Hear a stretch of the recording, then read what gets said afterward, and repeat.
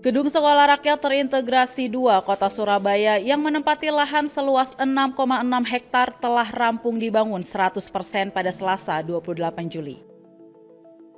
Kepala Badan Komunikasi Pemerintah Republik Indonesia Bakom RI Muhammad Kodari memantau kesiapan operasional gedung yang dijadwalkan mulai ditempati oleh sebanyak 370 siswa dari jenjang sekolah dasar, sekolah menengah pertama, dan sekolah menengah atas pada 30 Juli.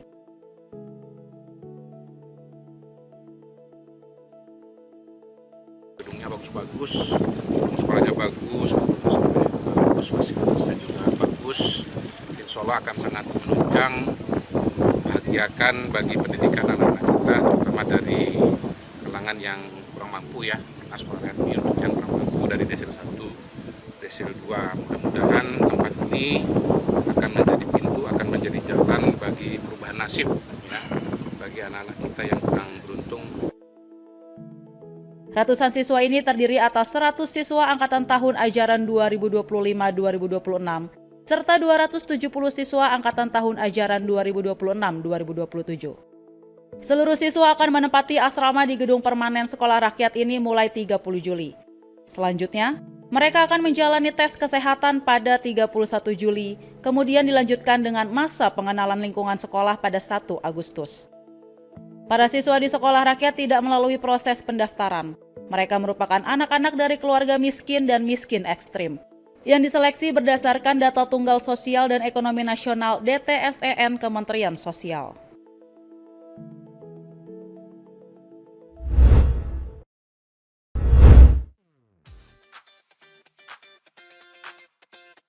Persib Bandung menghadapi tim asal Brunei Darussalam DPMM FC pada laga kedua Grup A Piala Presiden 2026 di Stadion Sijalak Harupat, Kabupaten Bandung, Selasa 28 Juli. Sejak awal pertandingan, Persib langsung mengambil inisiatif menyerang dengan menurunkan kombinasi pemain senior dan muda. Pelatih Igor Tolik hanya memainkan 2 pemain asing sebagai starter, yaitu Julio Cesar dan Ramon Tangki. Sementara sejumlah pemain muda mendapat kesempatan menunjukkan kemampuannya. Tim tamu sempat menggetarkan gawang Persib pada menit ke-13 melalui Dalberto Luan Beto. Namun, gol tersebut dianulir wasit karena offside. Persib balik mengancam lewat peluang Ikwan Ali Tanamal, Ramon Tangki, dan Raffi Rashid. Namun, hingga turun minum, skor masih imbang tanpa gol. Memasuki babak kedua, Persib meningkatkan intensitas serangan dengan memasukkan Luka Menalo, William Barros, dan Balsa Sekulik. Tekanan tuan rumah berbuah penalti setelah Luka Menalo dilanggar di kotak terlarang. Balsa Sekulik yang menjadi eksekutor sukses menuntaskan tugasnya dengan menaklukkan kiper DPMM FC. Gol tersebut menjadi satu-satunya gol dalam pertandingan, sekaligus memastikan kemenangan Persib dengan skor 1-0. These games at the beginning of the season have more to do with the physiology and fitness than with the tactics. So you can see the big difference between the first game and the second game, and you see the players struggling with the second game.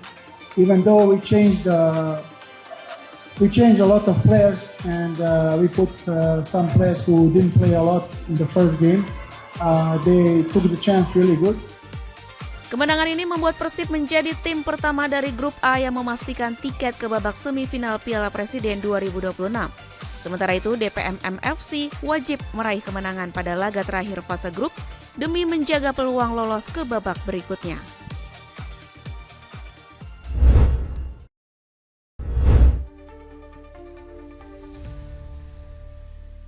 Air hujan yang selama ini sering terbuang percuma kini dapat dimanfaatkan menjadi sumber daya bernilai untuk berbagai kebutuhan.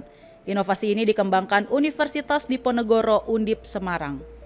Melalui unit pemurnian air, program studi teknologi rekayasa kimia industri Sekolah Vokasi Undip, air hujan ditampung dan diolah melalui beberapa tahapan, mulai dari filtrasi, reverse osmosis, hingga ion exchange. Hasilnya, air hujan dapat diubah menjadi sejumlah produk seperti air murni untuk keperluan praktikum laboratorium, air aki, hingga cairan pendingin radiator. Dosen program studi teknologi rekayasa kimia industri Sekolah Vokasi Undip, Abdullah Malik Islam Filardli, Selasa 28 Juli menjelaskan, pemanfaatan air hujan secara maksimal ini menjadi salah satu upaya untuk mengurangi ketergantungan terhadap air tanah sekaligus menjaga keseimbangan lingkungan.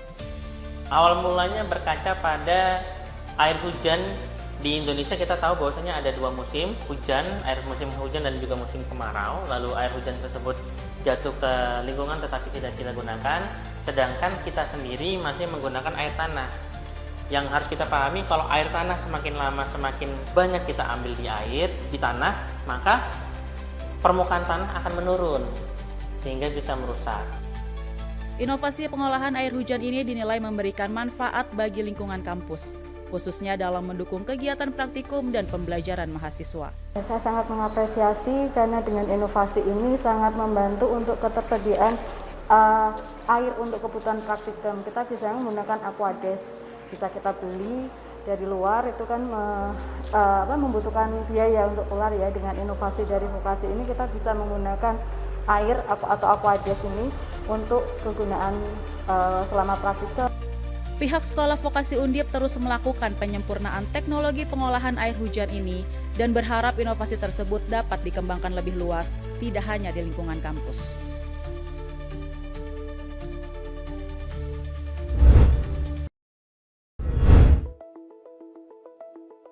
Timnas Futsal Indonesia menjalani sesi latihan terakhir sebelum bertolak ke Spanyol untuk mengikuti pemusatan latihan.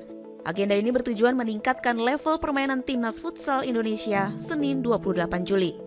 Pelatih Timnas Futsal Indonesia Hector Souto menyebut pemusatan latihan di Spanyol menjadi langkah penting untuk meningkatkan kualitas tim setelah sebelumnya berhasil meraih pencapaian di level Asia Tenggara dan Asia.